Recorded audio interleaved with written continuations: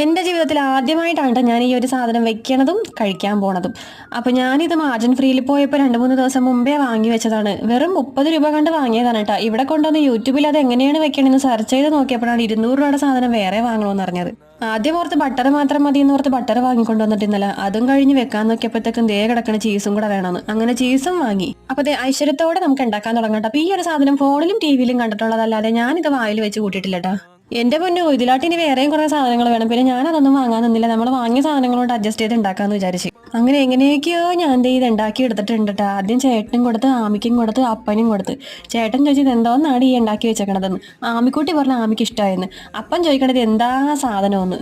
അവസാനം ഞാനും കഴിച്ച്. എനിക്കും ഇഷ്ടപ്പെട്ടില്ല. ആമിക്കുട്ടി ആദ്യം ഇഷ്ടമാണെന്ന് പറഞ്ഞെങ്കിലും പിന്നീട് ആള് മതിയാക്കി മിക്കി കൊണ്ടുവന്ന് കൊടുത്തിട്ടുണ്ട്. പിന്നെ നമ്മുടെ ആലുക്കുട്ടി ട്യൂഷന് പോയേക്കണം. ആല് വന്നിട്ട് വേണം ആലുവിന് കൊടുക്കാനായിട്ട്. ആലുവാണ് ഈ സാധനം എന്നെ കൊണ്ട് വാങ്ങിപ്പിച്ച ആള്. ഇത് വേറെ ആർക്കും ഇഷ്ടപ്പെട്ടില്ലെങ്കിൽ എന്റെ മോന് നന്നായിട്ട് ഇഷ്ടപ്പെട്ടു. അവന്റെ നക്കി അടിക്കാനുണ്ട്. അപ്പൊ അത്ര ഉള്ളൂ കേട്ടോ.